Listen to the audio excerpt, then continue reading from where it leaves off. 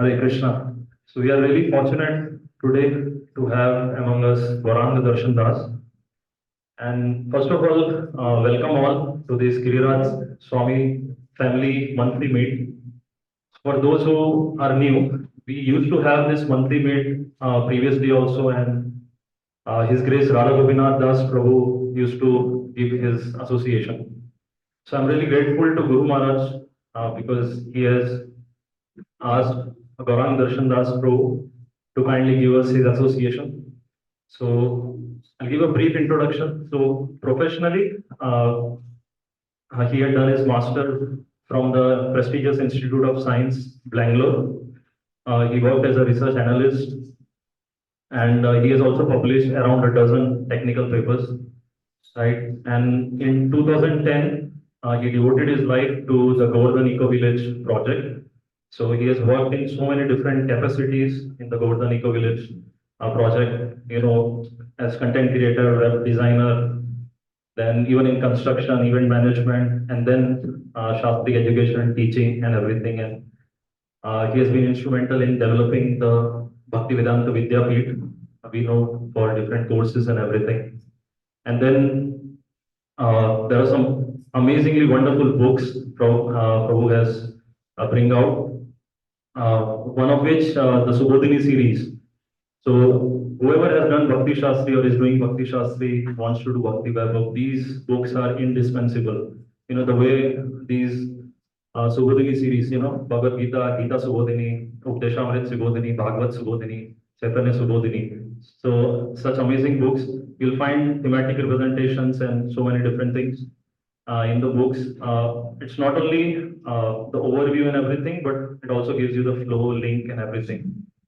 And Prabhu is, uh, rarely we find a speaker who is good with all types of audiences. So Prabhu has also written books for children's like Bhagavatam Tales, Gita Wisdom Tales, right? So he's good with children. He takes so many seminars, courses for children. He also takes courses for teens, students, and then also for adults and intellectuals. So the love of Shastra we can see in his writings, and we'll also hear from him. So it's really a good fortune to be in his august presence today. So thank you so much, Prabhu. We are really grateful. Hare Krishna. So we'll loudly welcome Prabhu with chanting once the Hare Krishna Mahamantra. Hare Krishna, Hare Krishna, Krishna Krishna, Hare Hare, Hare Rama, Rama Rama, Hare Hare.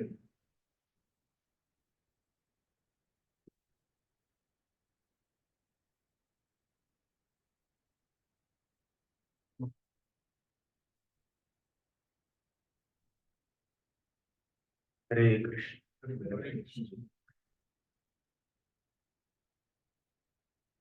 Om Namo Bhagavate Vasudevaya.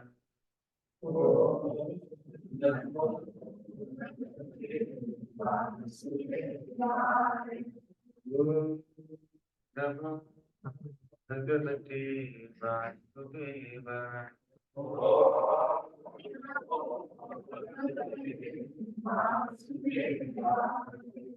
Namo Bhagavate Vasudevaya.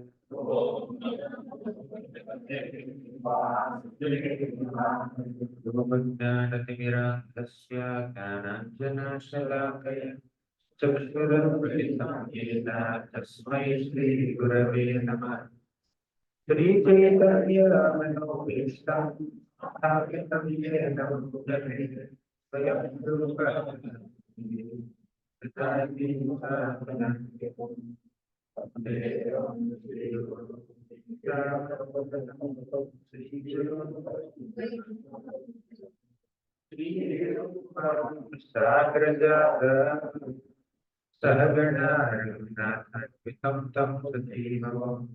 Sadvaitam Savadhutam Harijana Sahitam Krishna Chaitanya Devam Shri Radha Krishna Pada Sahagana Balita Shri Sakhatinamsa हे कृष्ण करुणा सिंधु दीनबंधो जगत्पते गोपेश गोपिका कांत नमोस्तुते तप्त कांचन गौरंगी राधे वृंदावनेश्वरी वृषभानुसुते प्रणमामि हरिप्रिये वाञ्छाकल्पतरुभ्यश्च कृपासिन्धुभ्यश्च पतितानां वैष्णवेभ्यो नमो नमः नमो विष्णुपादाय कृष्णप्रेष्ठाय भूतले श्रीमते भक्तिवेदान्त स्वामिनिधि नामिने नमस्ते सारस्वती देवे गौरवाणी प्रचारिणे निर्विशेषाशून्यवादी आश्चर्यदेशकारिणे जय श्री कृष्ण चैतन्य प्रभु नित्यानंद श्री अद्वैत गदाधर गौरभक्तवृंद हरे Krishna Krishna Krishna Hare Hare Hare Ram Ram Hare Hare Krishna offer my humble obeisances and to all the devotees who have assembled here today's evening session. Few months back, His Holiness Giriraj Swami Maharaj came to Govardhan College. That's Govardhan College. Giriraj Maharaj came there. It was a wonderful, memorable reunion of Giriraj Maharaj and his dear friend Radhanath Maharaj at Govardhan College. Then we had a few sessions.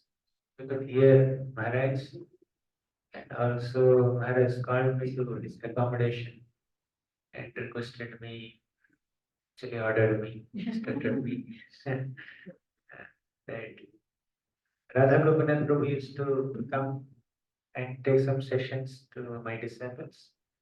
So can you please come? He's unable to come. He's 63 years old and he has other services to do. That's keeping him busy.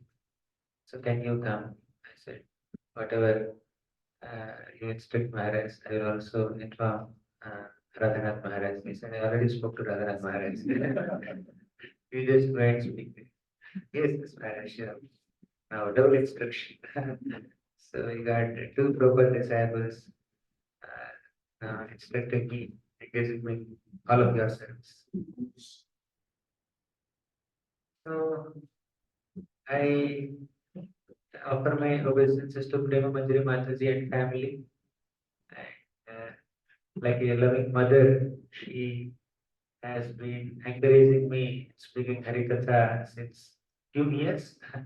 He is a regular attendee in our online classes. We did some programs in there. What is that? Obra Springs, that society. Now here, wherever I go, find so many devotees who consider me part of their family. So this is spiritual. Many times we think that, or people think that becoming a brahmachari or a sannyasi means to give up family. But no. Becoming a brahmachari sannyasi means not to give up family, but to enter a bigger family where we have so many mothers, so many fathers, so many brothers, so many sisters, so many family members, all connected to us spiritually with Krishna in center, not body in the center. So, in a regular family, the family members, wife, husband, brother, sister, mother, father, children, son, daughter, in-laws, etc., they're connected with each other with body. There's a biological relationship. But here, in a spiritual association, all of us are connected to each other through Krishna. We are all servants of Krishna. We are all children of Krishna. Although most of you are meeting for the first time in life, except few familiar faces, we are related to each other already because it's Krishna who is our primary source of connection. Aham bija pradah pita, Krishna said in Bhagavad Gita, the seed giving father of all living beings. And Krishna also said, Mamaivamsho jiva loke jiva bhuta sanatanaha. All the living beings are my amshas. From that perspective, definitely we are all connected to each other, eternally connected to each other on a spiritual plane. We are all children of the same Father, Krishna. We are, and may bring it down little further. We are all human beings. Next, we are all Vaishnavas. We are all Gaudiya Vaishnavas. We are all followers of Srila Prabhupada. That way, there are 100 different reasons that we can search to understand that we are related to each other. And interestingly, the topic for our first session is how to cultivate spiritual relationships. Secrets of cultivating spiritual relationships. Okay. So let's try to dwell on this topic for next how many minutes? What's time? 8:30. 8:30. Fine. Till 8:30, we will discuss on this topic. We'll meditate on this topic. So as we just mentioned, by default, there is a spiritual relationship amongst all living beings. And Krishna is the center of all spiritual relationships. And it is the sincere, heartfelt desire of any devotee, any spiritualist to connect with every single living, not only human beings, not only devotees, not only devotees of a particular geographical location or particular temple or particular something connects department in a temple, whatever. So not just one's immediate context, but a devotee aspires to connect with every single living being. Keep devotee aside, any living being for that matter has a natural tendency to connect with other living beings. It's a natural tendency. How long can you be alone? Sometimes we may aspire for some solitude. Let me just go in a corner and then I need some peace of mind. I need some secluded place and some time for myself. Like that we say, right? So there may be some inclination to stay alone for a while, but not forever. How many of you here have a tendency to stay alone forever, have a desire to stay alone forever? Nobody. We all have experienced excruciating pain during lockdown period. There is hardly any human interaction. Where is the possibility of even establishing the point that we desire, we will be happy in solitude. Solitude will not give happiness. We are a little exhausted, tired by being amidst of so many people. You may just go and sleep and take little rest for a while, but we need people around. Any human being. Coming to devotees. Devotees specifically want to associate with other people and specifically want to develop loving relationships with every single other living being. Let me give you one proof. I can give multiple proofs, but just to make this one point, let me quote one reference point. In the first canto of Srimad Bhagavatam, we have the story of Srila Parikshit Maharaj. Parikshit Maharaj went on a hunting excursion and he became very tired, fatigued. He was very exhausted. He wanted some water. He went to the hermitage of the sage named Shami Rishi. He asked for some water, but somehow that sage was so absorbed in meditation, meditating on the Lord, that he just could not respond to the request of Parikshit Maharaj. Parikshit got a bit irritated, offended, frustrated, out of hunger and thirst, and also because of this cold welcome received from this sage. So he kept a dead snake. He just found a dead snake and kept it around his neck. Okay.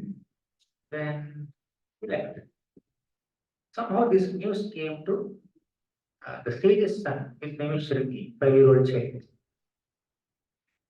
To cut the long story short, this boy, little 5-year-old child, Brahmana boy, had power, definitely, Brahmanical power he had, but he did not have the discrimination or viveka or vichakshana, discernment.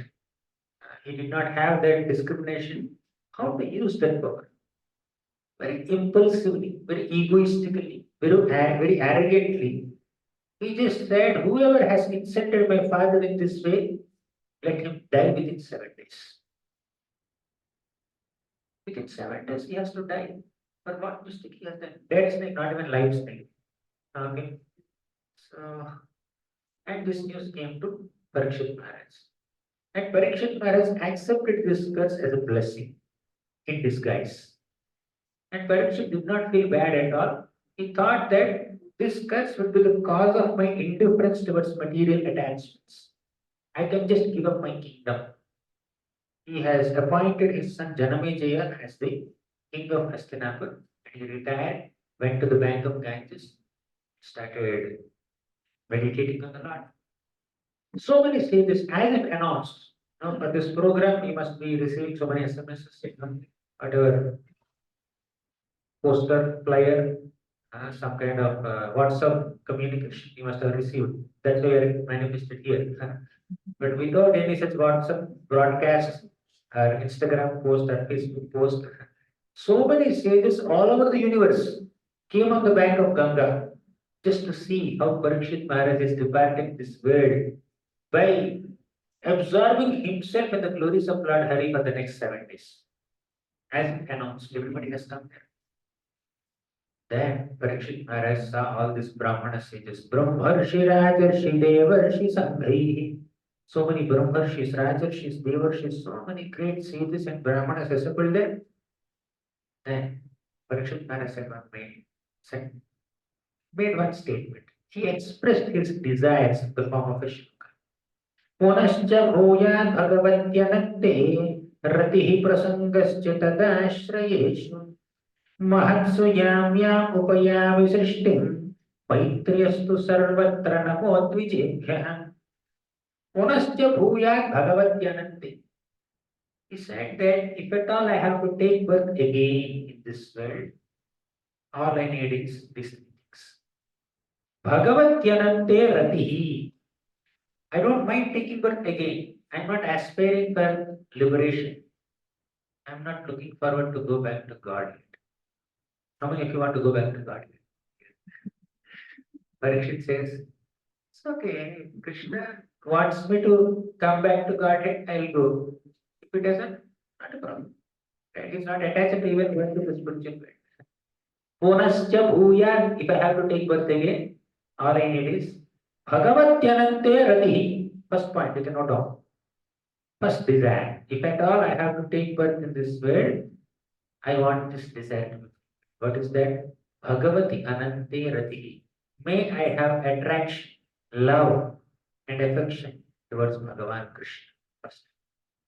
Bhagavatyanante ratihi. Second, prasangascha tadashrayeshu.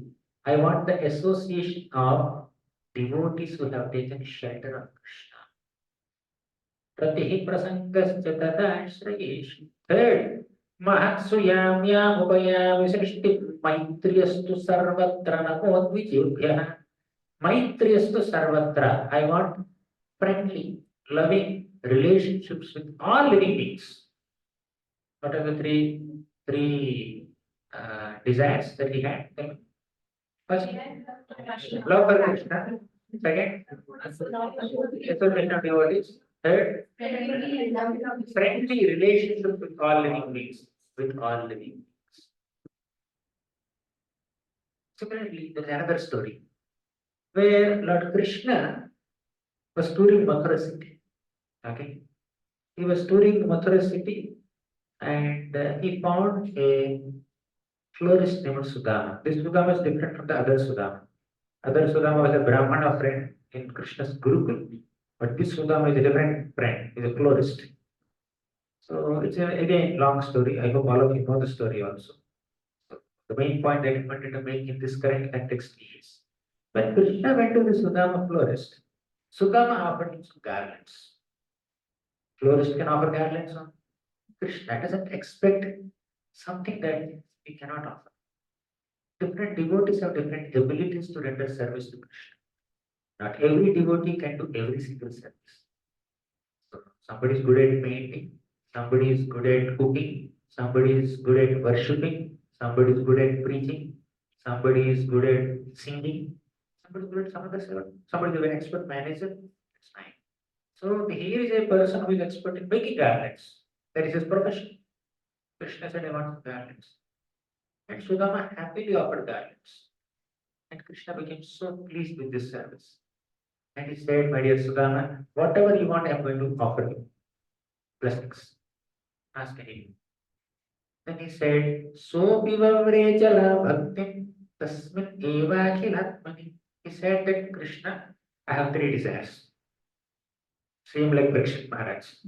First, Achalam Bhakti. All I want is unflinching, completely focused, with absolutely no deviations. I want bhakti. I want undiverted bhakti. First. Second, I want friendly relationships with your devotees. Third, I want compassionate bhava, feeling towards all living beings. Somewhat similar to what Parikshit asked. Love for Krishna, association of devotees, and kindness towards other living beings. I want to be compassionate upon all living beings. And there are many other devotees who prayed for friendly relationships. So devotee is one who has great appetite to have loving relationships with all living beings, knowing very well that all of them are connected to Krishna. Is it clear? Right. So devotees, mature devotees, exalted devotees are those people who never differentiate between who is my side, who is on my side, who is on other side. That kind of differentiations are not there. Prahlad Maharaj, he was being attacked by Hiranyakashipu. Chandandavarka intervened and said, Don't worry, we will go and train your child Prahlad and make him a bona fide pakka atheistic demon. Don't worry. Okay, we'll train. They took him to the school and said, Prahlad, when your father asked you what is the best thing that you appreciate in your education, why did you tell that you have to go to Vrindavan, worship Lord Hari? Vanam gato yad harimāshrayeta. That's what you said. What kind of answer is this? Did we ever teach this to you? How can you say something which your teachers have not taught? Nonsense. Why your intelligence is different from all the other kids' intelligence? Where did you get this different intelligence? And Prahlad said, looks like the question that I need to ask, you are asking me. Your intelligence is different from what it is supposed to be. My intelligence is proper. You are saying that all the demons are our friends and all devotees of Lord Hari are our enemies. But for me, there is no friend or enemy on a material plane. I see everyone potentially as a devotee of Krishna, as a servant of Krishna. No differentiation. So this is the nature of a devotee. For a devotee, for an exalted devotee, mature devotee, anybody, Vidya Vinaya Sampanne Brahmane Gavihastini Shunichaiva Swapakecha Panditaha Samadarshinaha. One who is very mature in one's knowledge and devotion. Samadarshina, whether it is a cow or a dog or an elephant or a brahmana or a dog eater, all are same.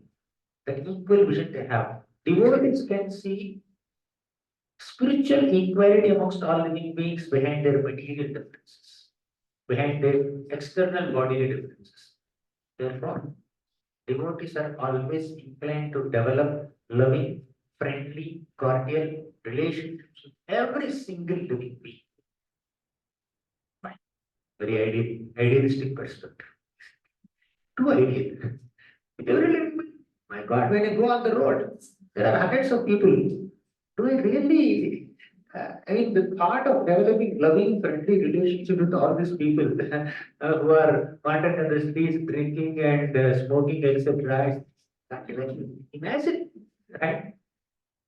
But why Parikshit is saying like this? Ideally speaking, that's our aspiration to have love and affection and compassion towards all living beings. But practically speaking, Mahaprabhu said, Asat Sangat Tyagi Yehi Vaishnavachar. Stay away from materialistic people. Stay away from atheistic people. Stay away from that kind of people whose association will dampen your enthusiasm in Krishna consciousness. Like-minded association is a mandatory item to advance. Unfavorable association of materialistic people is very detrimental to advancement in devotional service. Right? Therefore, although ultimately everybody is a child of God, some children are in a diseased condition. You may love a person, he may be your dear brother or sister or family member, but if they have COVID, doctors will recommend, please quarantine that person and you stay away. But all you have to interact with a mask, wear the PPE, what is the big apron is there, right? Like an astronaut, you wear that. So don't go close. For all practical purpose, you stay away from the person who is affected by a contagious disease, right? Not that you don't love the person, but the person has some infection, some contamination. When you go close, you will also get affected. Similarly, when our bhakti is very komala, we are in a neophyte stage, when we are not sufficiently mature in bhakti, what are we supposed to do? Stay away from people who don't have bhakti. Because when we go close to them, the power of their materialism is more than the power of our bhakti. Therefore, we may get influenced by them. So therefore, stay away. Asat Sangatyaga Eri Vaishnava Achara. So it's part of Vaishnava Achar, Vaishnava etiquette that we stay away from materialistic people. Clear? So our topic is how to cultivate spiritual relationships.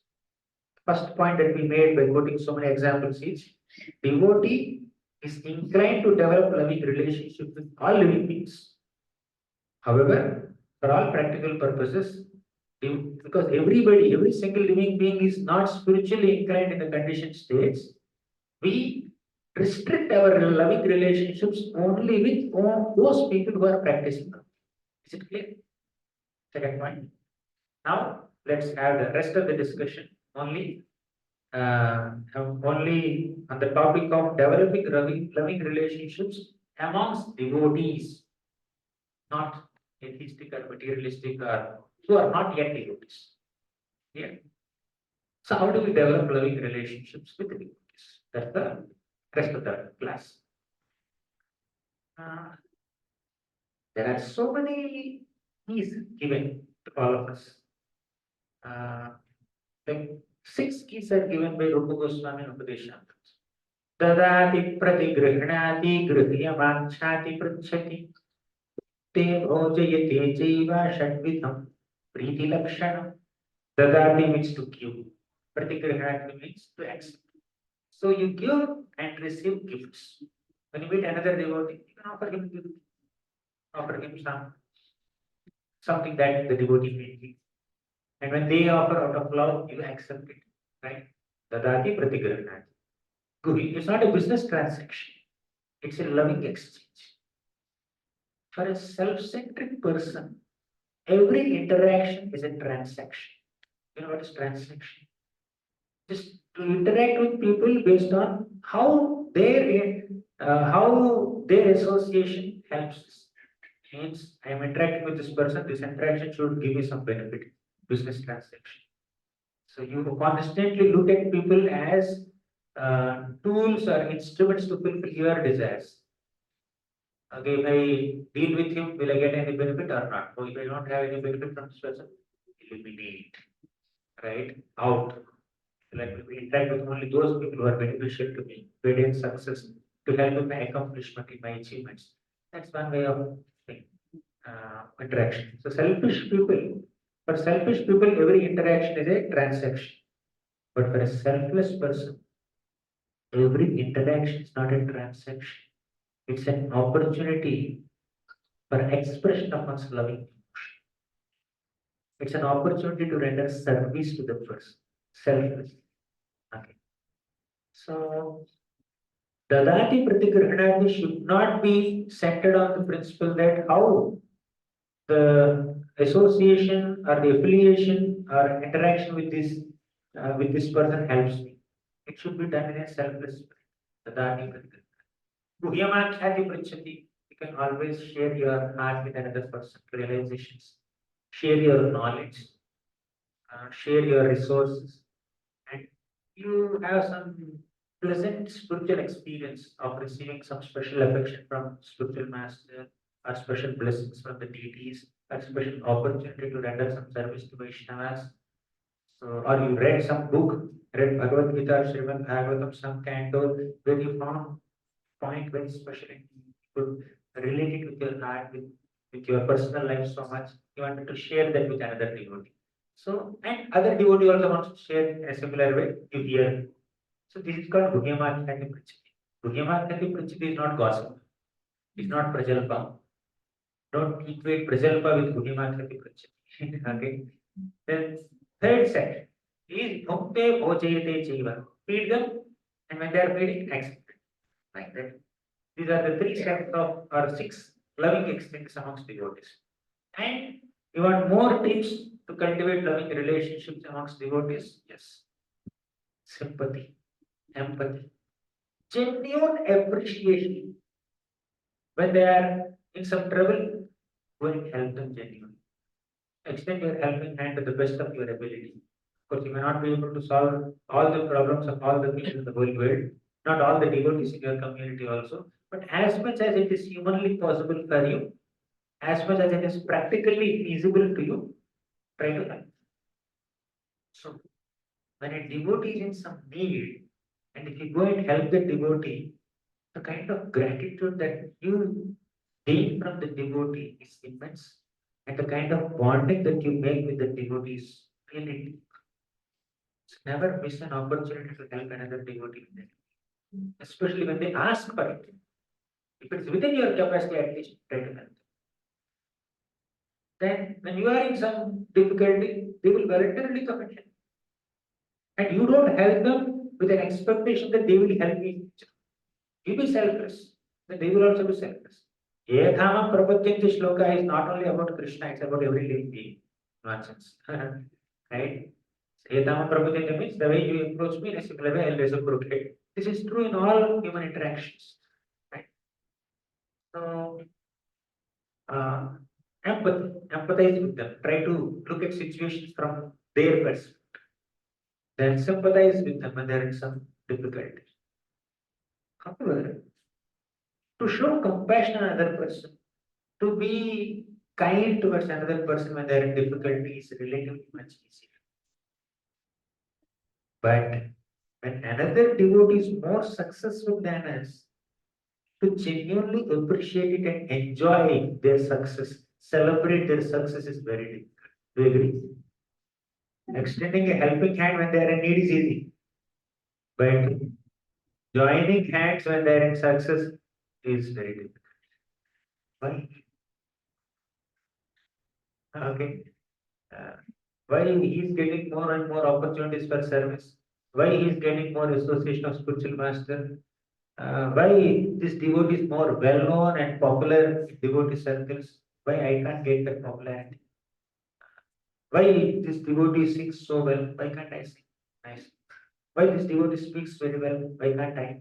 Why this devotee is given certain managerial position in the hierarchy in the spiritual society? Why can't I be manager? I also manage things very well.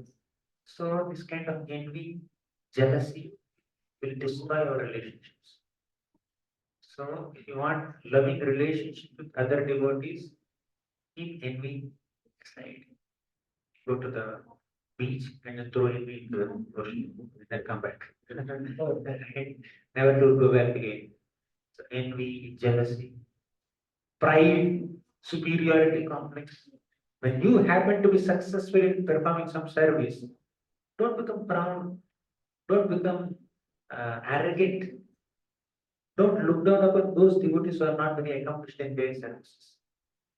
And when you happen to perform little less your service, don't look at another devotee and feel envious of the devotee. So, when we are successful, more successful than others, there could be pride. When they're less successful than others, there could be envy. Whether we are more successful or less successful, let pride and envy not overwhelm us. Then we can maintain good relationships. Tell you, amongst our devotee circles, there are three kinds of people. Who are they? Seniors, juniors, and equals. Kanishta Madhyamatam is one way, but it's always not possible to designate who is a Kanishta, who is Madhyam, who is Uttam. Anyone here? Can you categorize this whole assembly as Kanishta, Madhyam, Uttam? Difficult, right? It's a little difficult. But we can always say senior, junior, equals. Either from the perspective of age or experience or maturity or shastric understanding or managerial hierarchy, someone may be seniority, someone may be juniority, someone may be equal to. So we categorize devotees in these uh, three categories. So how to deal with them? How to cultivate loving relationship with these three categories of people? Narada gives it. गुणाधिकान्मुदं लिप्सेत् गुणाधिकान्मुदं लिप्सेत् अनुक्रोशं गुणाधमात् मैत्रीं समानादं विच्छेन् नतापैरभिभूयते गुण अधिकान्मुदं लिप्सेत्. When someone is more qualified than you, Mudam Lipshet, be happy that you can learn from them. You have an opportunity to learn from them. Rejoice their association. Don't envy them. Second point. Anukrocham Gunadhaman. When they're less qualified than you, when they are inferior to you either in age or experience or position or shastric understanding or whatever, don't look down upon them. Anukrosham, be kind, be compassionate, extend a helping hand. Don't oppress them, don't suppress them, don't dominate them, don't overpower them, don't disrespect them, don't demean them. Hey, you pata nahi. Don't dominate them. Right? Help them. Be compassionate. Third category. Maitreem samana that which when they're equally qualified like you. Of course, no two people are completely equal in all respects, but for some reason, you came to Krishna consciousness in 2003, they also came in 2003. So, or you are 30-year-old, they are also 30 years old, something like that. There may be some equality. Make friendship with them, don't compete with them. Generally, when we see seniors, there is sense of envy somewhere. Instead of being envious, be happy that you can learn from them. Take inspiration from them. When you see equals, there is a sense of competition. How can you be equal to me? I must dominate him. Right? I must surpass, supersede him. I must go beyond him. So don't compete with them, but befriend them. When you see younger one, don't dominate, don't suppress. Extend helping hand. So 6 points we discussed. How to deal with seniors, juniors, and equals. How to deal and how not to deal. Total 6 things. These are, you can add them as keys to improve your spiritual relationships. Okay? This is from Narada Muni fourth canto. But I'm not going to give big tips. So many other tips. So you can read Bhagavatam to get more. But I'll take the discussion to a deeper level. The first canto of Bhagavatam, there's an example of Kunti Devi, Mother Kunti. She offered a prayer to Krishna. Initially, she said, my dear Krishna, you are leaving Hastinapur. Just now Kurukshetra war is over and you are just leaving. Please stay back. Why? The answer is, just now my sons Pandavas came to power. And so many people may be envious. Who knows? There may be some friends of Duryodhan still moving around. They may come and disturb my sons. Krishna says, Yudhishthira Maharaj is their personification of dharma. Him and Arjuna are their most powerful people. So they will definitely protect you. You don't have to worry. And Kunti Maharani says, Krishna, without you, Pandavas are like bodily senses without soul. You are the soul, they are the senses. There are the 5 senses and you are the soul. So without you, they just cannot flourish. And do you think? Not do you think? I don't think that they have won the battle of Kurukshetra on their own, because you are there personally guiding them. You are personally with them. Therefore, they won the battle of Kurukshetra. So you better uh, be here. So she was begging Krishna for more association. Now it is thought in her mind. I am I am requesting Krishna to give his association to my sons. Means I'm thinking about my husband's family more. What about my parents' family? Where are Kunti's parents? They are in Vrishni dynasty. They are in Dwaraka. And Krishna is about to go to Dwaraka only. When Krishna is going to Dwaraka, I'm telling him, you stay in Hastinapur.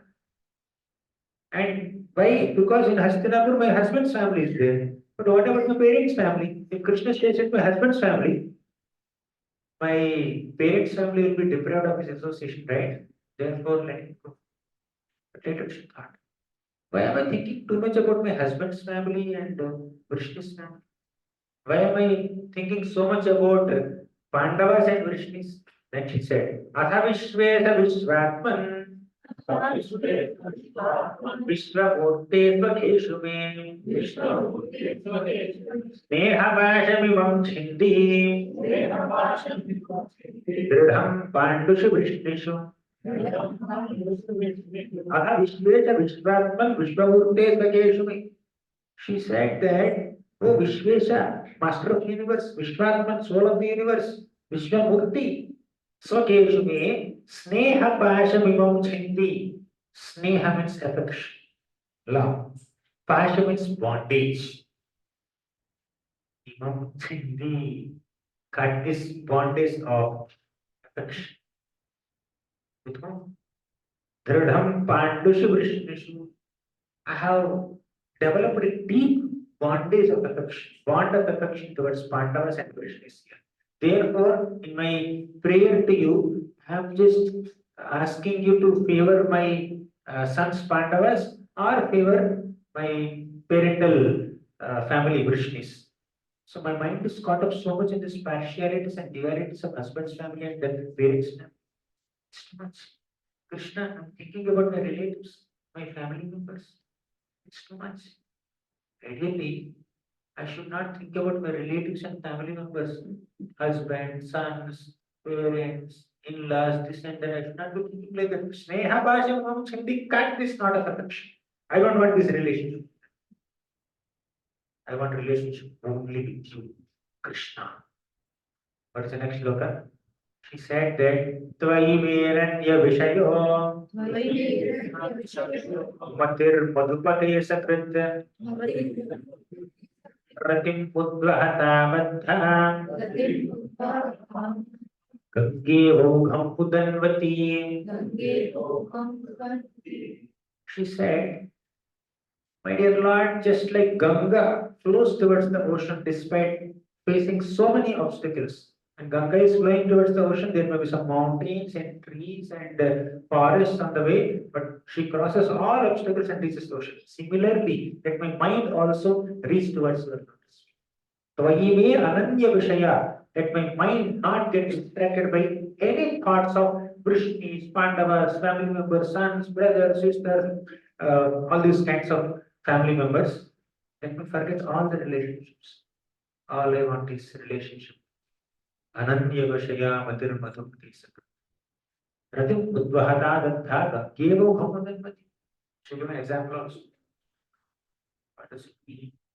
Is she totally countering or invalidating whatever discussion we had before?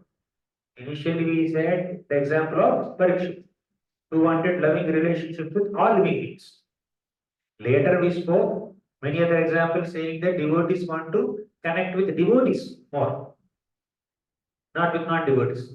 That much we discussed. But here is Mother Kunti who says that Pandavas Ehovahya, Vrishnis Ehovahya, Krishna, yes, you want, I want you. So if you go deep into her intentions, her heart, Kunti Maharani never wanted to give up her relationship with Pandavas and Vrishnis. Kunti Maharani had two types of relationships with his Pandavas and Krishnas. One is a soul relation, second is skin relation. One is a bodily relation, second is spiritual relation. Krishna, let me love Pandavas because they are your devotees. Let me not love Pandavas because they are my sons. You see, love is there in both cases. But in the first case, love for Pandavas is because they are devotees of Krishna. In the second case, love is there for the Pandavas because they are my sons. It's a bodily affection. You can have affection, you can have love towards other living beings, but keep Krishna in the center. Don't keep body in the center. The very first one that you did. She has a relationship with the Pandavas as a mother who has given birth to this, five actually. She got some vardhan from different devatas, whatever it may be. So she has a family relation, material relation, bodily relation with Vrishnis and Pandavas. Please cut that. But in the capacity of their being your devotees, I want that relationship. That's very important. So love people for the right reason, not for a wrong reason. Initially, the relationship may begin, oh, I am from Mumbai, you are also from Mumbai. Let's be friends. I am from Andhra, you are also from Andhra. Let's be friends. I like Rasgulla, you also like Rasgulla. Let's be friends. Or I like Rasgulla, you don't like Rasgulla, therefore let's be friends. Means whenever you get Rasgulla, you give me, right? Right? So initially, friendships may be formed because of these kinds of reasons, right? There is a compatibility between our natures. There's a compatibility between our bodies, our minds, our professions, or something else, something else. So initially, the reason for connecting with other people may be material, but eventually we need to convert that material relationships into spiritual relationships. Spiritualize your relationships, don't materialize them. Okay, don't materialize them. What benefit will I get? So let the relationship be based on soul and not based on. But how do we spiritualize relationships? I spoke a lot. How do we spiritualize relationships? Now I spoke so much. You can speak. I spoke a few points. Dadati, Pratigranati, empathy, sympathy, don't envy, don't be proud, appreciate them for whatever they are. So many things I spoke. Now you tell me, how do we spiritualize our material relationships? Person may have few family members, 4 5 people are there in the family. You may love them because they are connected to you in a physical plane. There's a bodily relation, same dynasty, same family, same surname. Okay. Uh, that may be one reason. But they're all Krishna's children. They're all amshas of Krishna. That's the reason, that's a better reason to love them. Father may love the children because they are my amshas. No, he's an amsha of Krishna. I am an amsha of Krishna. We are amshas of Krishna rather than saying that they are my amshas. Okay. So bring Krishna into the center of all your relationships and spiritualize the material relationships. Keep the body aside. Of course, you need to do the needful to serve their bodies. Sometimes service to body will facilitate spiritual relationships. Somebody is in sickness, somebody has some fever. You can't go and say, you are not the body, you are soul. And my connection with you is not through body, it's through soul. Okay, forget that. You can just serve their bodies, help them recover from their sickness so that they engage in bhakti along with you. Sometimes service to body will eventually become service to soul. Okay. So, but sometimes in the name of service to soul, we end up doing bodily activities. We end up becoming materialistic. In the name of discussing with other devotees, I'm associating with this devotee and discussing what latest iPhone model. Okay, and some gossip about some other devotee. Or something that is happening which is a little bewildering and you'll have a 1 hour discussion about it. It's not the way of associating with people. It's up to us. Depends on our choice whether we spiritualize matter or materialize spirit. Okay. So don't bring down some spiritual gatherings to materialistic interactions. Elevate your material interactions to spiritual level. That's the way of spiritualizing our relationships. Any thoughts and questions at this point? Any comment, realizations, reflections, objections?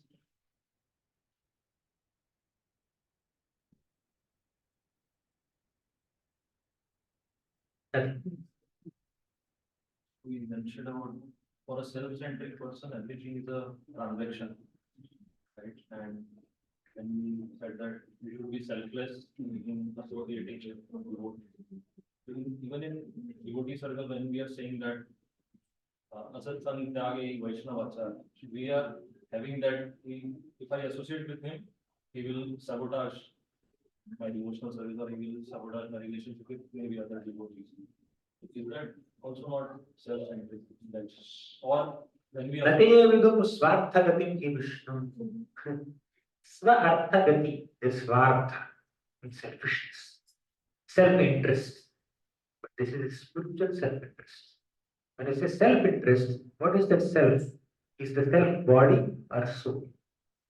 If the self is soul, then to nourish your soul, to elevate your soul, to enlighten your soul, to bring your soul closer to Krishna, whatever you are doing becomes spiritual.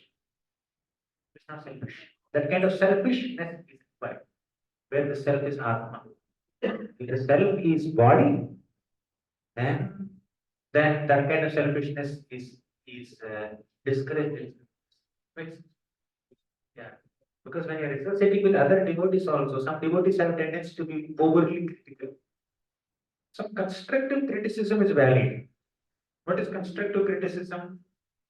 You point out the flaws or mistakes in something or someone with a desire, with an intention to elevate them, to help them improve, help them grow.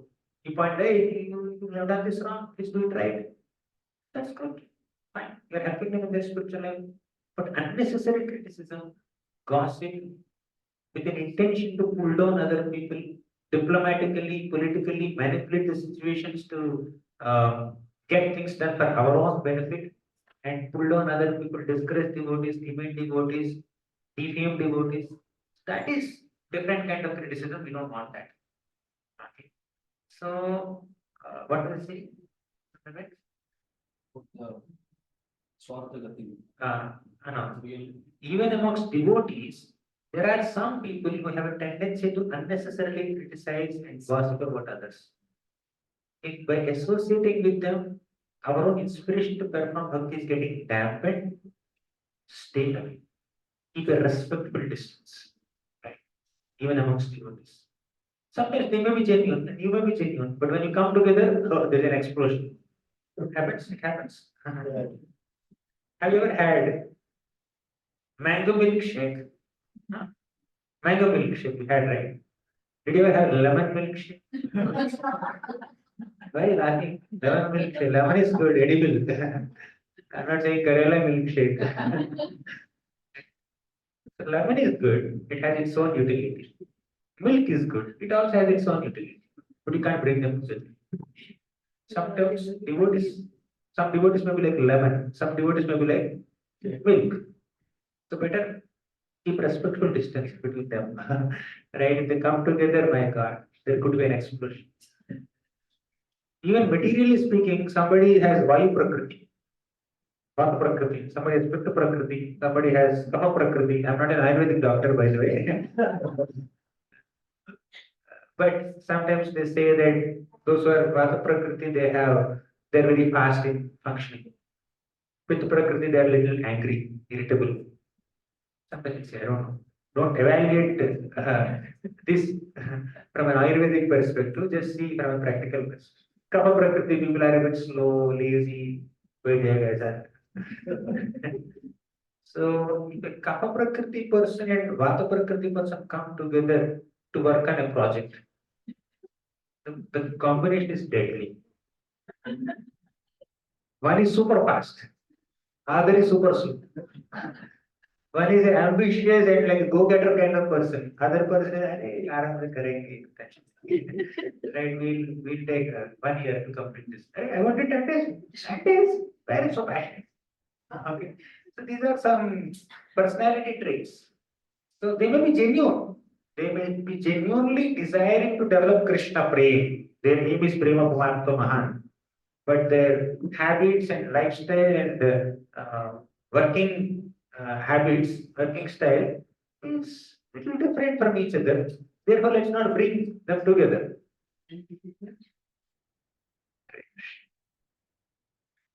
So maintain a respectful distance and respect them from a distance instead of disrespecting them by reducing the distance between yourself. So maintain a respectful distance. Relationships are important and we have to spiritualize them also. But we cannot have similar relationship with everybody. Mahaprabhu, for example, Lord Chaitanya Mahaprabhu, he had a very, very intimate, close bonding with Ramananda Rai and Swarupadamodar Goswami, with whom he was discussing Radha Krishna Leelas and Tattva, right? Did he ever discuss Radha Krishna Tattva and Leelas with Sarvabhauma Bhattacharya, Prakashananda Saraswati? I hope you know these names, right? Prakashananda Saraswati, Sarvabhauma Bhattacharya, they are philosophers. Mahaprabhu speaking philosophy with them. And Rupa Goswami, Sanatana Goswami is inspiring the bright books, erect temples, go to Vrindavan, discover pastime places. He has a different kind of project work on with them. When he is meeting Janta, common people, he is doing Harinam Sankirtan. Right? When he is meeting Haridas Thakur, he is discussing on the holy name of Krishna. So with the different people, Mahaprabhu had different kinds of relationships. Similarly, even amongst our Vaishnava society, we may connect with different devotees in different ways. We can relate with different devotees in different ways. Some are very close and intimately connected with us. There's some compatibility. There is mood match. Such people are called Svajati, like-minded association, Svajati. Some people are not. Even some people are more Shastrik. The person is Shastrik, another person is also Shastrik. So they have to sit together and discuss scriptures. Some people are project oriented. Fine. They're action oriented. They discuss about projects. Some people like worshiping deities. So whenever they meet, what the pagadi is about what turban clothes should we procure, what turban pieces can we get, what color dresses should we make for the next festival. Some are into that discussion. Some are into cooking. For tomorrow. So they discuss more about cooking. All under the umbrella of Krishna Seva only. But when devotees who are cooks come together, they discuss about bhoga and prasadam. Devotees who are preachers, they discuss about expansion of programs. Devotees who are book distributors, they keep on planning about different things. If you bring a book distributor and a cook together, and they don't have a common subject matter to discuss on. If you bring a core Shastrik person and a deity worshipper together, then he's into the philosophy, he's into Jai Jagat. So there is no compatibility, but okay. But both are services. Only Krishna has the ability and intention to reciprocate with different devotees of different flavors. He can connect with the Sakya Bhakta, he can connect with the Vatsalya Bhakta, he can connect with the Madhurya Bhakta, he can connect with the Dasa Bhakta in different flavors. But we have a limited capacity to connect with people and reciprocate with people and experience their emotions and express our emotions. We have a limited capacity. Acknowledge this. Nothing wrong in acknowledging that. Even, for example, two Shastric devotees are there. Umbrella of Shastra. We are narrowing down. But one person sees the Shastra from a different perspective, historical perspective, philosophical perspective, very, very analytical kind of person. Other person uses more like heart, this pastimes, sweetness, lessons, application. That's their stuff. They see which Manvantara, which Yuga, which AD, which BC. That is somebody's outlook, grammatical analysis. Somebody has a different thing. What are Krishna's Nama Rupa Guna Leela mentioned? So different people have different tastes. If tastes to come together, there's no Swajali. So even amongst devotees, you may find a compatible association. You maintain cordial, uh, like, like reasonable relationship with everybody, but you can have some intimate friends. So you may not be very closely and intimately connected with every single devotee in your community or in your group, but don't hold any grudge or envy or negativity or bitter feelings towards any devotee or any living. Never post these negative feelings in the hearts towards any single devotee. That is bare minimum. That is basic. As far as close connection is concerned, just explore few friends, close friends, some like general relations. Okay. Now, what makes our spiritual relationships much stronger and deeper and more meaningful relationships?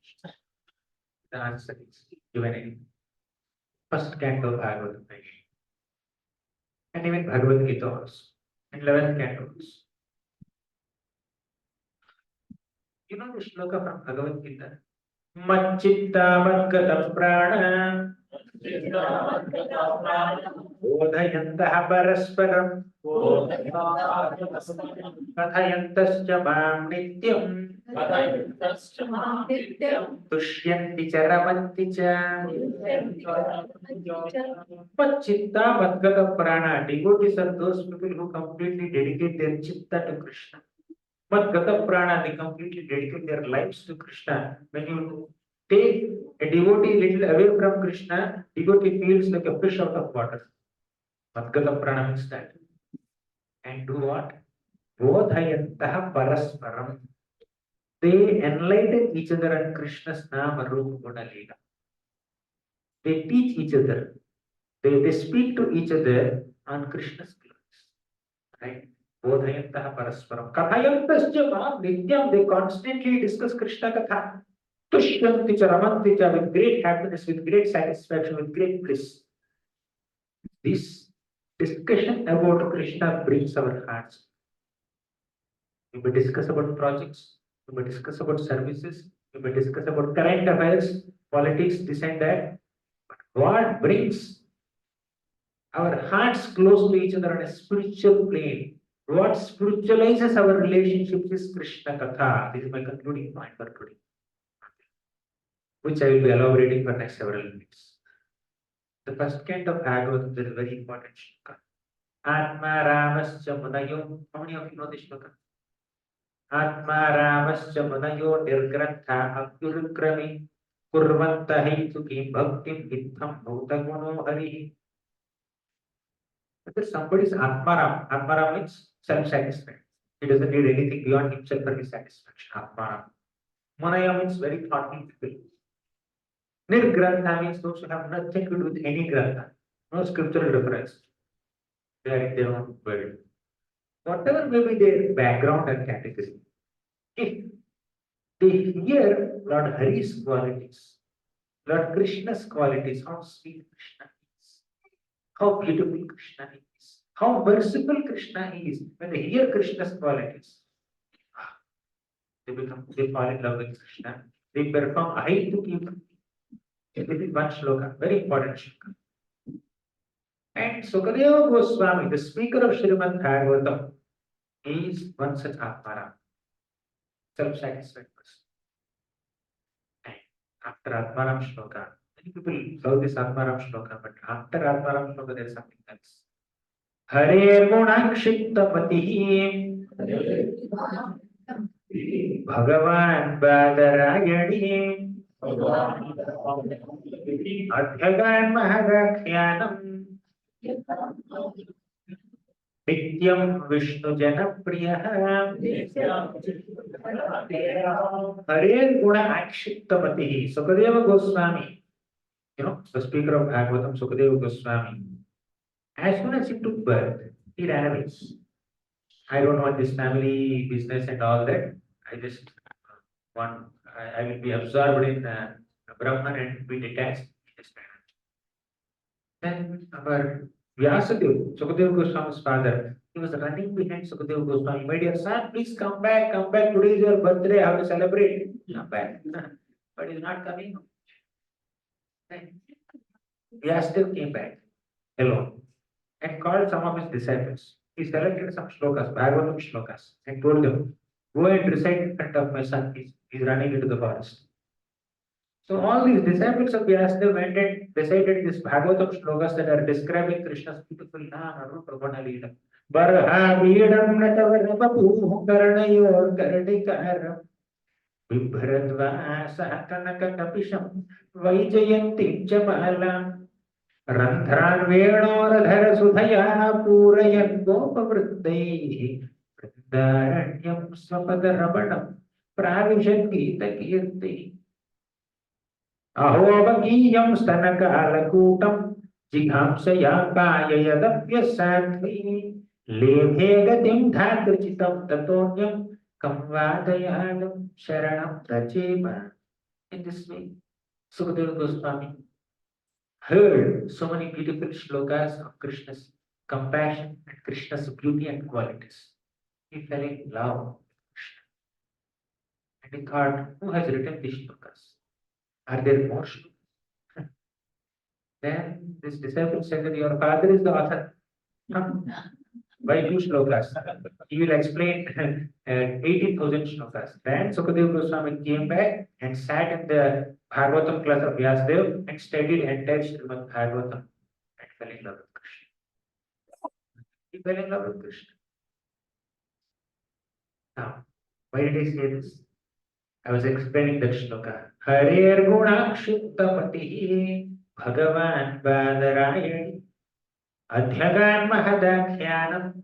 By hearing Bhagavatam and by studying Srimad Bhagavatam under the guidance of his father, author Vyasadeva, Sukadeva Goswami developed deep attraction to the qualities of Lord Krishna and Nityam Vishnu Jana Priya. He became very dear to Vishnu Jana's devotees. This is the most essential point. When we study Srimad Bhagavatam sincerely and based on studying Srimad Bhagavatam or hearing Bhagavatam, if we develop attraction towards Krishna, then we will have loving relationships with others. Nityam Vishnu Janapriya. Sukadeva Goswami, by hearing Bhagavatam and studying Bhagavatam, he developed attraction towards Krishna and he became dear to all the devotees of Lord Hari, and all the devotees of Lord Hari became dear to Sukadeva. Clear? The basis of loving relationships with other devotees is our attraction towards Krishna's qualities. And the basis of our attraction towards Krishna's qualities is Srimad Bhagavatam. Hear Bhagavatam, study Bhagavatam. When we study Bhagavatam and hear Srimad Bhagavatam, then we develop love for Krishna. When we love Krishna, we love all the devotees of Krishna. And all the devotees of Krishna love us. This is the way of developing spiritual relationships. And when you love Krishna, you love Krishna's devotees, and you love those who are trying to become devotees of Krishna, and you love those whom Krishna loves. But love of God means loving God, loving those who love God, loving those who are trying to love God. Second is pure devotees. Third is sadhaka bhaktas. So loving God, loving those who love God, loving those who are trying to love God, loving those whom God loves. And it's all living beings. Who is that living being who didn't be loved by Krishna? Everybody is perfect person. Krishna loves everyone. Krishna stays within the hearts of every single living being as Paramatma. He loves everybody. When you love Krishna, you love everyone. So the basis of loving relationship, either with devotees, either with pure devotees or practicing devotees or common living beings, is you love Krishna. And how do you love Krishna? By studying Srimad Bhagavatam.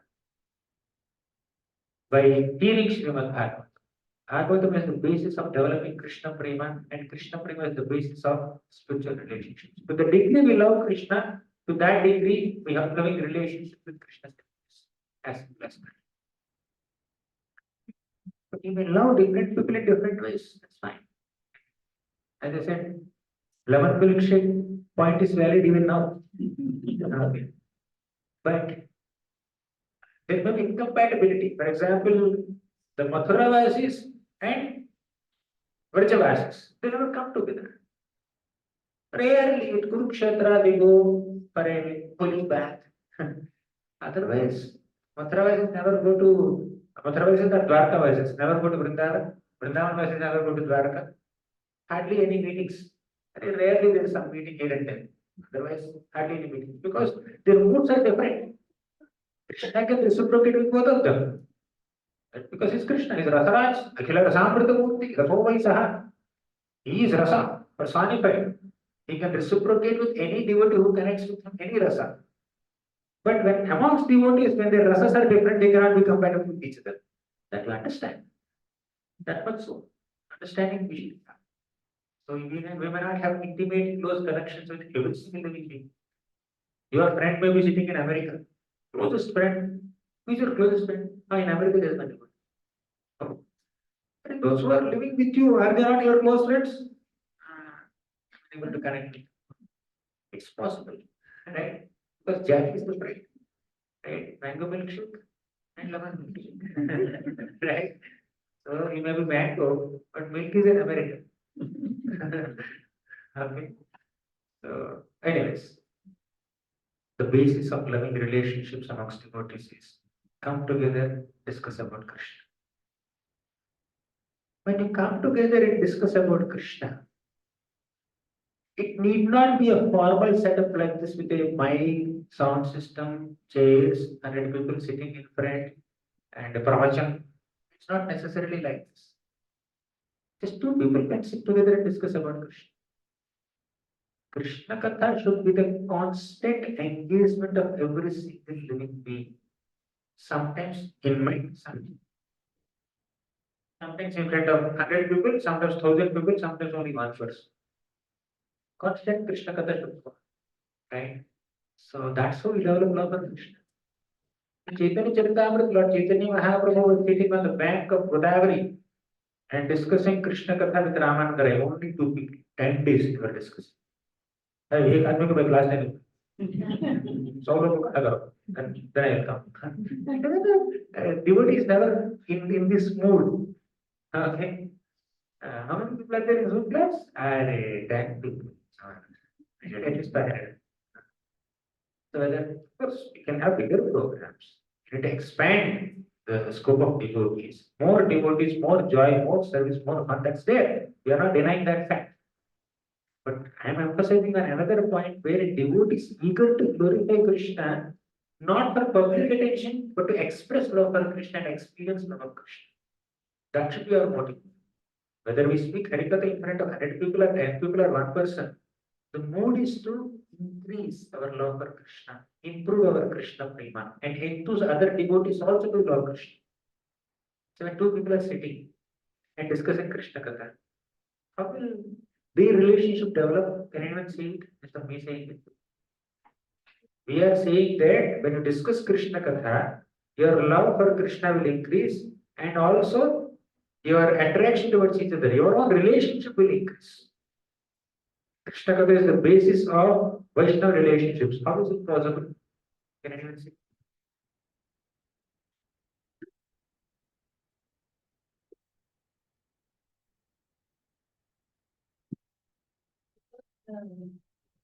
Both the devotees are having the same mood and they are appreciating and they are just talking about Krishna. So basically, they are glorifying Krishna all the time. So the mood is the same. Mood is same. Great. Let me tell you one singular point. Say two devotees are discussing about Krishna's qualities. This devotee, when he is speaking, say, Putana pastime, or Trinavarta pastime, or Damodar Linga, or Bhakshana Leela, some Leela of Krishna, this devotee is speaking. So much love and affection for Krishna. The other devotee sees this devotee and understands how much love he has for Krishna, how much this devotee appreciates Krishna. Now, your appreciation for that devotee is based on that devotee's appreciation for Krishna. Means it's a spiritual appreciation, not a material appreciation. We may appreciate a devotee for his sweet voice. Oh, he sings so well.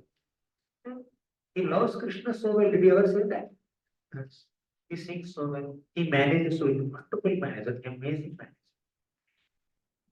So we may love other devotees for their skills, for their talents, for their accomplishments, for their backgrounds, for their popularity. No, love them for their love for Krishna. So when two people are discussing about Krishna, this devotee hears the other devotee glorifying Krishna and understand how much he loves Krishna, let me love this devotee.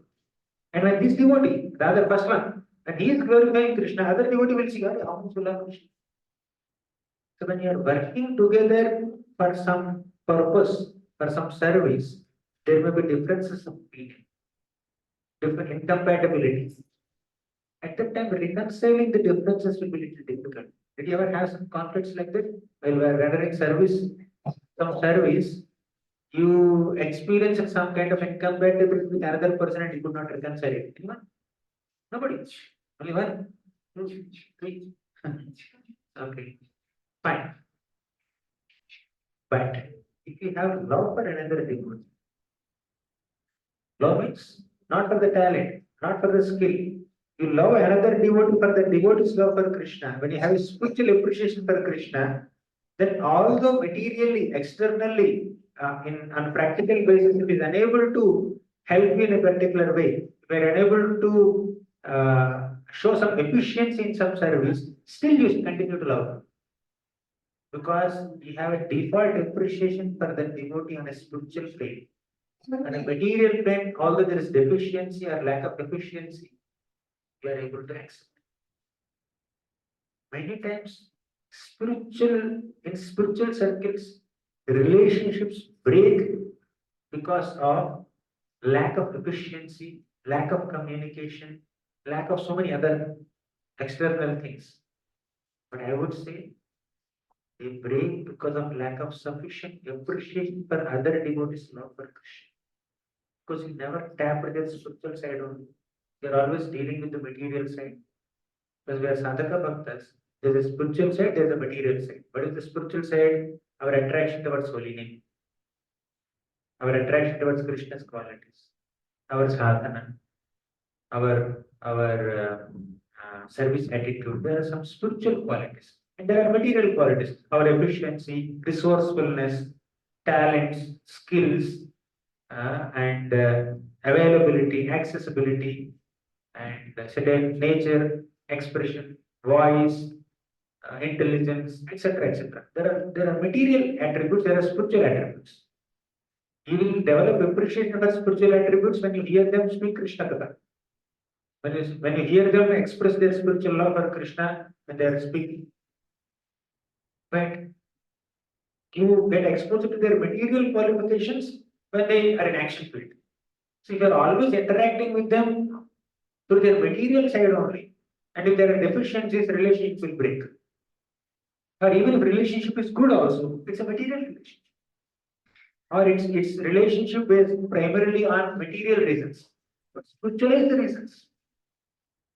You will be able to spiritualize relationships and friendships to the degree we discuss Krishna Katha, sit together and discuss Krishna. You have seen him doing some service, performing some action, but you have not seen him express his love for Krishna. When you are in your personal or private conversations with other devotees, encourage them to speak about Krishna. You may meet another devotee for 1 hour, at least 5 minutes. Can you speak? What did you read? What did you hear? What do you like most Krishna consciousness?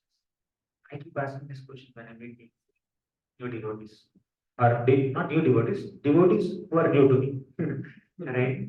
What keeps you going in Krishna consciousness? What is your favorite pastime? What is your favorite shloka? What's your favorite quality of Krishna? Why do you love Krishna so much? Somehow initiate a spiritual discussion. Let them speak about Krishna. Let them express their love for Krishna. When they express their love for Krishna, you can experience their love for Krishna, and you can also experience a deeper bonding with them. Right? Similarly, when you speak about Krishna in front of that person, whatever bitter feelings the other person has towards you can slowly be eliminated because he's trying to develop loving affection towards you for the love that you have for Krishna.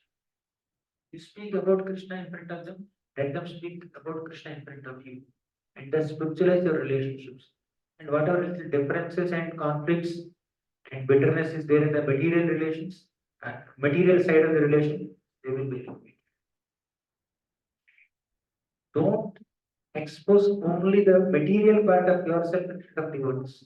Expose your spiritual part, which is your love for Krishna, and you can express it through speaking about it. And don't be exposed to only the material part of other devotees. We're constantly interacting with them based on services, projects, and action-oriented stuff only. Let them speak about Hari Katha. And when you make it a point that I have to speak about Krishna when I meet other devotee, then you will explore more about Krishna, you will read Shastras, you will read Bhagavatam more. Okay, at least that's an impetus. Because in our interactions with other devotees, there's hardly any Krishna Katha discussion. Then Bhagavatam is the sideline, Bhagavatam is the bookshelf, and we are speaking action. Okay, what's next? What should we do next? Action is required. Devotional actions are required. But for actions to become devotional actions, we need to discuss about devotional service also. We need to discuss about the supreme devotional scripture, Srimad Bhagavatam also. Okay, then we can spiritualize our relationships. In short, whether you understood last 1 hour discussion or not, one line. Try to discuss about Krishna when you meet other devotees. Even in your private conversations, bring in the culture of discussing about Krishna even in your private conversations. That's the most effective way of becoming Krishna conscious individually and collectively, and thus cultivate spiritual relationships, everlasting, long lasting friendships. Okay. And Krishna Katha, don't restrict Krishna Katha only to public forums with a mic and sound system and Zoom call. Bring in the Krishna Katha discussions in your private one-to-one interactions. Okay. Then friendships are lost. Otherwise, life will go on. Years will pass, decades will pass. And look back at it, I'm already 20 years in Krishna consciousness. 30 years since I came to ISKCON. Dry like that. I don't feel any nourishment. Okay, I should keep on doing this. Same, these services. Of course, service is divine, undoubtedly divine. Whatever little attempt that you make to serve Krishna, whether it is prasadam distribution or book distribution, whatever it is, they're all divine. Not never, even in dreams, we can never minimize their spiritual glory. However, to appreciate them as spiritual activities, we need song by Krishna. We need Harikatha. So, let's spiritualize our relationships by bringing in the culture of Krishna-centered discussions amongst ourselves. That's what all the gopis are doing in Vrindavan. That's what all gopas are doing in Vrindavan. In Vrindavan, even a casual private conversation amongst devotees is about Krishna. Even gossip in Vrindavan is Harikatha. Can we make our gossip into Harikatha? While Harikatha is going on, we do gossip. Right? So that's our misfortune. By being devotees. So let's spiritualize our relationships. परस्परानुकथनम् पावनं भगवत्यशः मिथोरतिः मिथः तुष्टिर् निवृत्तिर्मिथ आत्मनः परस्पर अनुकथनम पावनम भगवत विषय. Devotees are those people who mutually sit together and discuss Krishna Katha. Paraspara Anukathanam. It's not pravachan. It is Paraspara Anukathanam. Two people, three people, four people, sufficient. Mahaprabhu did that also. He would go to Haridas Thakur's hut and only two people discuss Krishna Katha for a long time. Sometimes Rupa Goswami joins, sometimes Sanatana Goswami joins. Only two people, three people. Enough. Not that you have to restrict only to two or three people.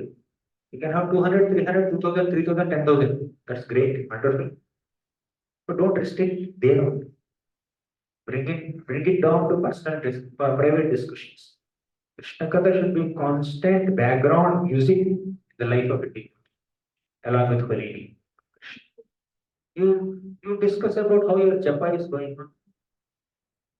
Today I could concentrate better than yesterday. Today my rounds quality is better than yesterday. Oh, today I'm very tired. I was feeling sleepy. Yesterday I had a late night. To share all this, how to improve sadhana. Because Ravanam, Kirtanam are ways of connecting with Krishna. So you discuss about your connection with Krishna with other devotees, and your connection with other devotees will increase. You only discuss about other materialistic connections, whereas we are not boiling the milk, and we are not condensing the process. Okay, so we need to increase that element of Krishna in our personal interactions. To conclude, when we have loving friendships amongst devotees, Krishna will be pleased. There are 10 princes called Prachetas. You know Prachetas? How many of you know Prachetas? Okay. Okay, maximum 10 of you. There are the sons of a great king called Prachina Bharati. So these 10 Prachetas chanted a great song called Rudra Gita underwater.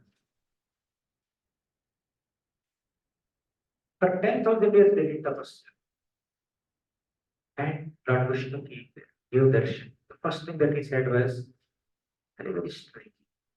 He said, Varam Vrinidham Bhadram Vo Yuyam Me Nrpanandana Sauhardena Prithak Dharma Tushto Sauhrudena Va. He said, Varam Vrinidham Bhadram Vo. May there be auspiciousness unto you, O great sons of King Prachinabhati. Sauhardena Aprithak Dharma. I am very, very pleased with your friendly, loving relationships. Tushtoham Sauhurdena. And we are loving and caring and friendly towards other devotees. Krishna, we will be very excited to give alms to devotees. So to please Krishna, let's cultivate loving friendships with each other. And to cultivate loving friendships with each other, let's discuss about Krishna. Let's spiritualize our discussions. Let's spiritualize our minds. And let's spiritualize our interactions and friendships and relationships. Radha Srimad Bhagavatam ki jai, Jai Prabhupada.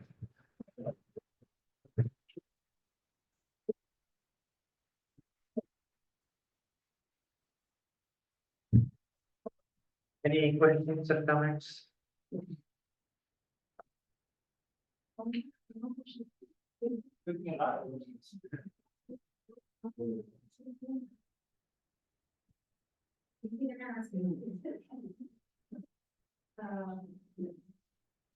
we are all social animals. So and being in the material world, as you said, you have to eliminate people from whom we do not benefit. Benefit in terms of being devotees. But being in the material world, we come in what you say, we interact with so many people day to day. But they are not necessarily in the mood to listen about Krishna. But in those circumstances, if we try to convince them and talk to them about Krishna, and they do not reciprocate in the same way as we do. So then how do we do it? There are two kinds of people who don't come to Krishna. Na bhajanti avajana.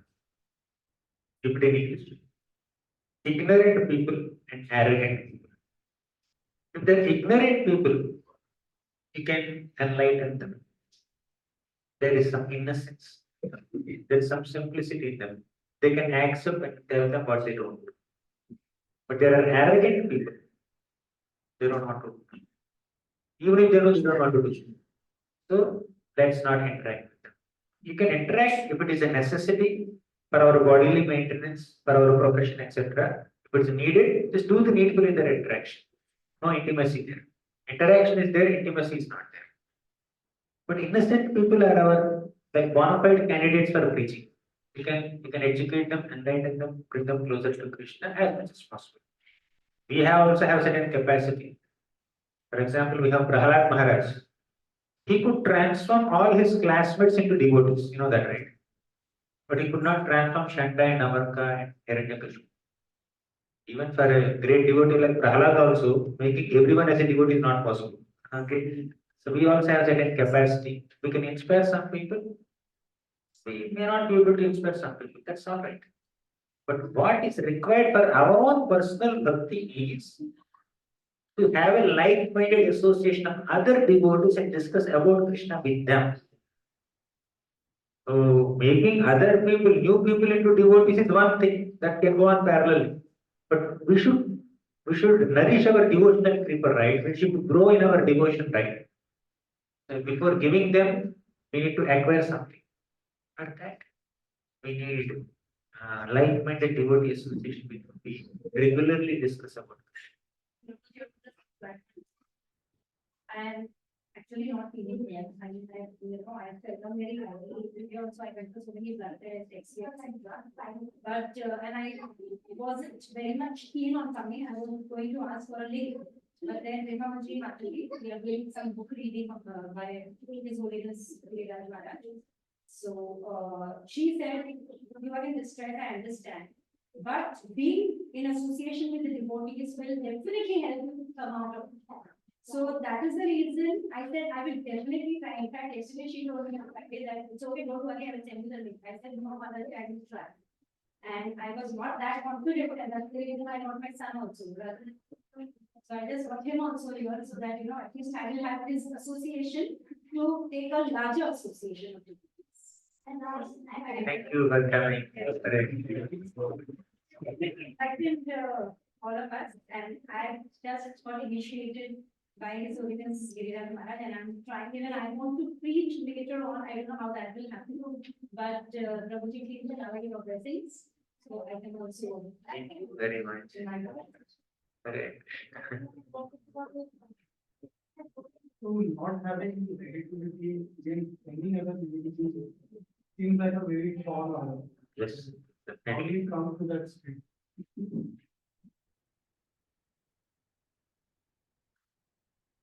Whenever we receive some inconvenience or reversal or troubles, difficulties through other people, we may do the needful in teaching them a lesson externally if it is required. But internally, we need to reconcile that I am getting this trouble because I deserve it. It's a result of my own past mistakes. It's coming to me through this person, not from this person. Understand? Through this person, not from this person. He's not the cause of my trouble. Ultimate cause is my own past misdeeds, and Krishna has sanctioned. I have my own karma, and Krishna is the creator of law of karma, and he sanctioned the suffering upon me through this person. When a postman, I don't even know how does postman work. I don't know. Emails and pen drives now. But in the olden days, post boxes are there, postmen are there. They will bring a letter. Sometimes you may receive a letter where you have an auspicious news. Your friend is getting married. Oh. Then you may thank the postman, but will you say, thank you very much for arranging marriage of my friend? You don't say that, right? The next time the postman will bring a death news. Grandmother passed away. When you feel sad, but you can't just go and say, why did you kill my grandmother? You can't say. So other people in our lives are postmen. They may cause us some trouble. They may deliberately cause us some trouble, but they cause only when we deserve it. Say, one person has 10,000 rupees in the pocket, and a thief has come and stolen that money from that person. There are 100 people sitting here. Why only that person's money is stolen?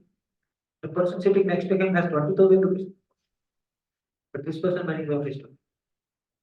So you need to understand that this money is stolen because he deserves that trouble. Okay. But that does not mean you don't take any action. CC camera is there. One, two, don't need the number is there.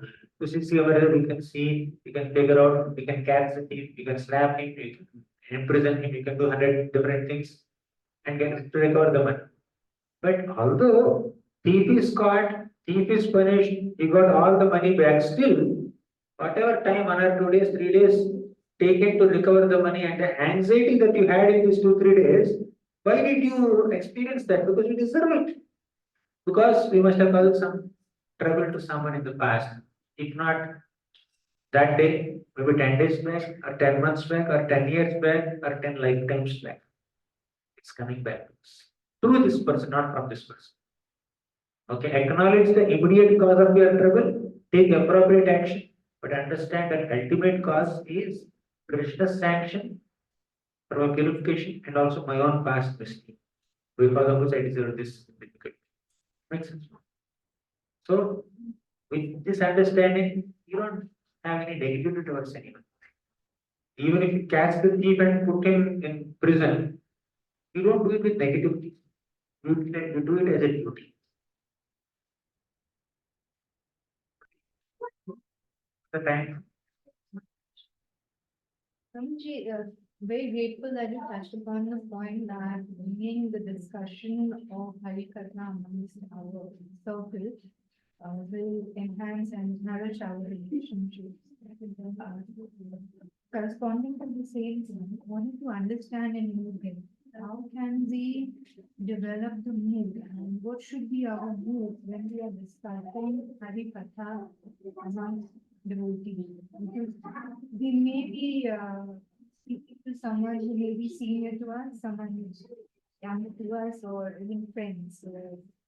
Might be certain, we are not pure devotees, so there will be certain things within our heart, even when we are discussing, but how can we keep it in check and make a good, What are those some things in the heart? like we can have some kind of competitiveness, we can have some kind, when we, even when we are discussing Harinam, there might be certain those may surface. So how can we keep ourselves in check? And what should be our mood when we are? When we are discussing Harikatha with other devotees, uh, privately, we begin with choosing someone who is close to you. Begin with some close friends. Then the competitiveness may not appear there because of the intimacy, because of the closeness. Um, but when we are discussing in a new forum where many new people are there, then we may feel that, oh, these people are not like to too much. That kind of mood may come. So, but we need to internally understand that I'm speaking about Krishna only to intensify my connection with Krishna, improve my love and affection with Krishna. Recently, a devotee came and a sannyasi shared a few things with the devotee.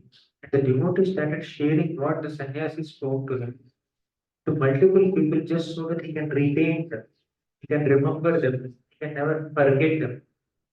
And he's sharing not with anyone and everyone, with only few friends, close friends. So when we study Bhagavatam, when we hear some class, when we share with other devotees, it becomes easy for us to internalize. That should be our goal. Let me internalize them by expressing them. When we speak, we go deep into what we are speaking.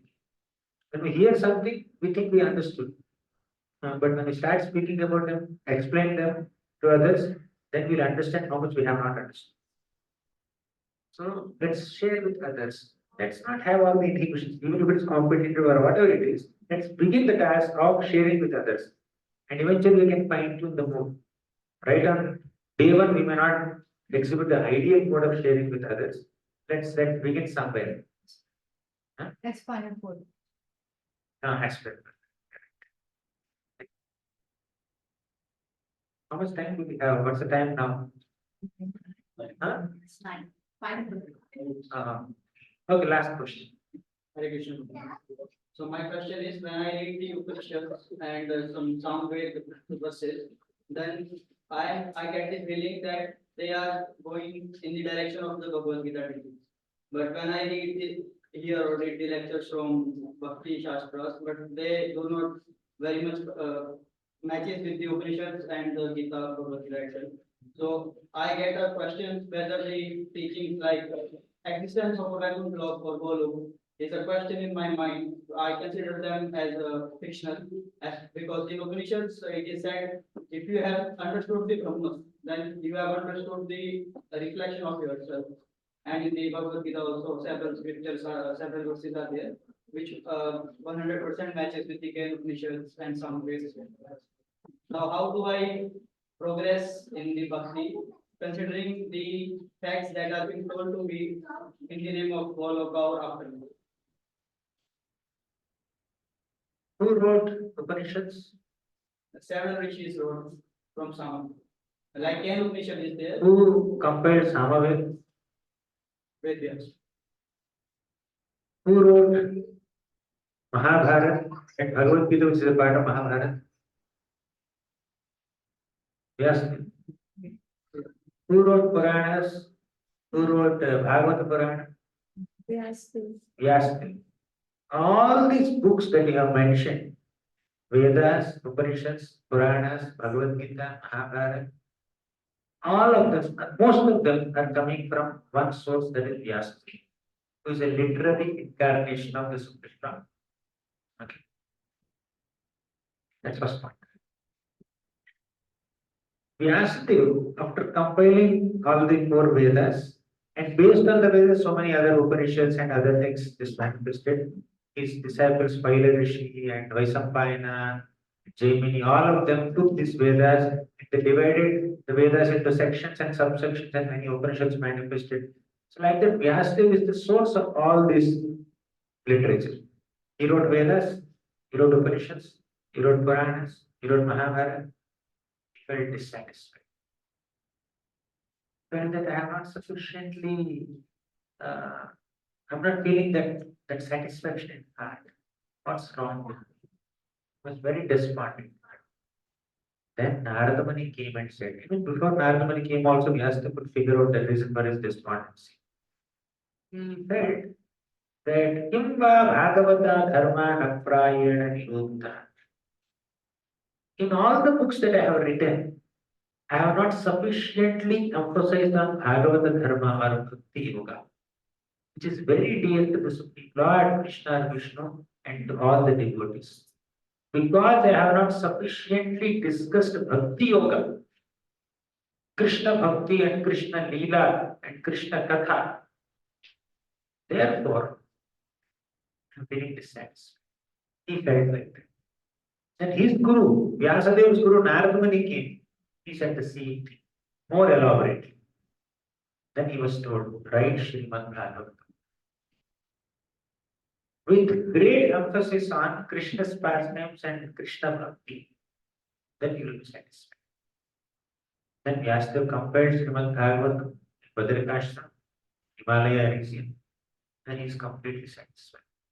Although Vyasadeva is the author of so many scriptures, Srimad Bhagavatam is that scripture that has given complete satisfaction to its author Vyasadeva. And this Bhagavatam is the essence of all these Vedas and Upanishads and other things. Sarva Vedanta Saranti, Srimad Bhagavatam Ishyati. All the essence of all the Vedas is there in Srimad Bhagavatam. That describes Vaikuntha, that describes Goloka, that describes all the facets of Krishna. So Vedas and Upanishads are primarily aphorisms, principles, uh, and tattva. Bhagavad Purana, apart from tattva, there is leela also. There are a lot of stories also, pastimes also. They're not fictional, they're factual. If they're fictional, why would he write? The same author, right? And same author wrote this and said that this is the essence of all that. Very evident. I can quote Sanskrit, I can give you references of Sanskrit verses where all this is mentioned. All coming from Vyasa. They're not fictional, they're factual. Does it answer your question? Not fully, but I have one more follow-up question if I may ask. Yeah, please. In the Vedas, the verses are directly mentioned the which rishi, by the method of the Shruti, which rishi have actually heard the shlok, and then it is written. So in the Vedas, I have not read the full, but I have read the lecture. So it is written that every verse is written by a different rishi. It is compiled afterwards because it was getting corrupted. So Vyasdev was just compiled the four Vedas. But now, how can I consider him as the source of his own mind because he is writing the shlokas of various other rishis. Similarly, if I try to understand the Upanishads, they are also in the same way. And in the Bhagavad Gita itself, 4.10, some fourth chapter, Jnana Yoga, in Krishna tell that a person who is free from greed and other means bad. Vitaraga Bhayakrodha, Manmaya Mamupashita, Yeah.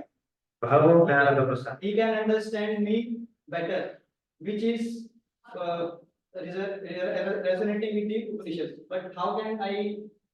The follow-up question is that in the Bhagavad Gita, neither in the Upanishads nor in the Vedas, if some author is not writing about some afterlife, so like Vaikuntha, Goloka, Saket, then why he is writing in the different book? And also the Vedas are written by the several rishis and compiled by the It is so why how can I understand all this mess? I didn't fully comprehend your elaborate question, but whatever I understood with another I'll speak. One author may not have presented certain things in one book, but in another book he presented. And he says, this is the Bible. This is the essence of all of that. Just because he did not speak much in Bhagavad Gita, that does not mean he should not say that in Bhagavad. Bhagavad Gita is 700 shlokas. And it is spoken in a context of war. Just to enlighten Arjuna, it has to be very concise, giving the essential principles. Bhagavatam is a more elaborate explanation of Bhagavad Gita and all the Vedas.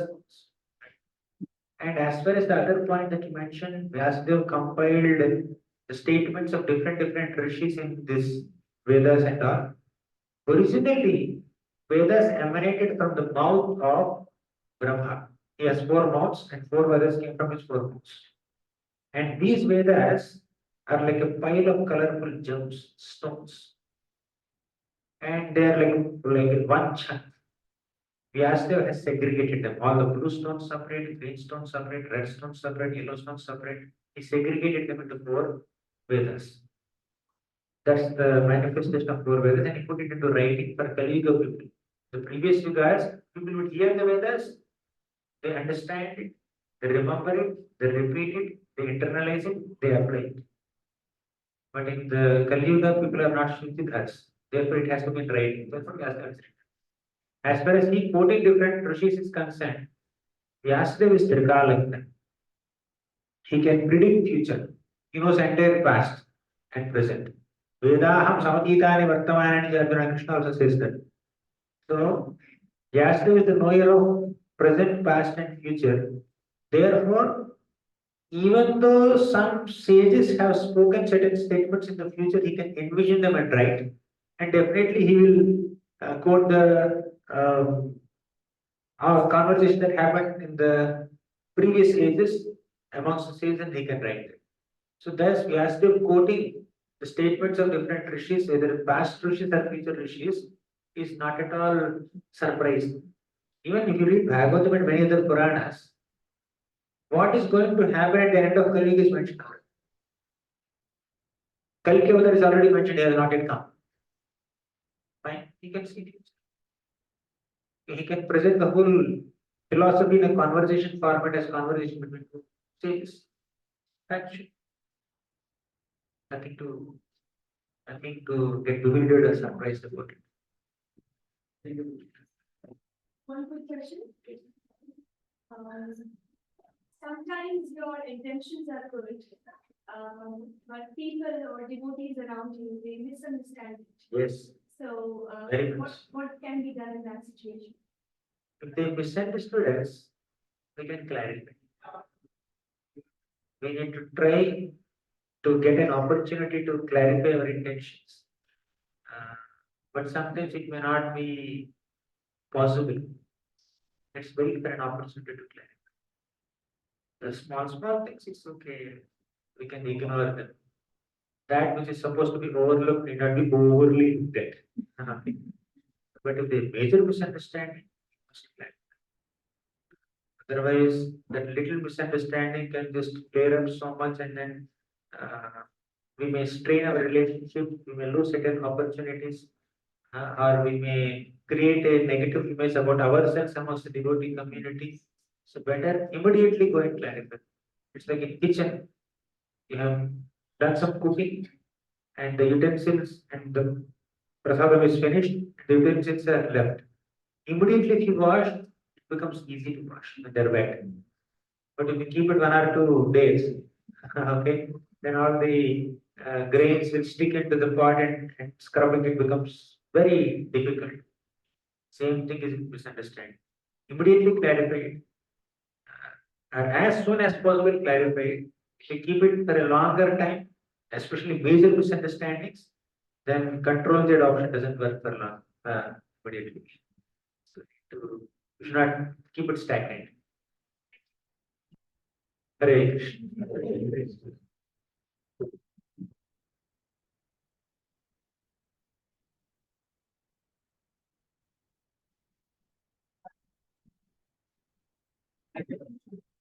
Okay, we time for more.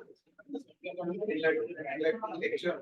Again saying, Hare Krishna, Krishna Krishna, Hare Hare.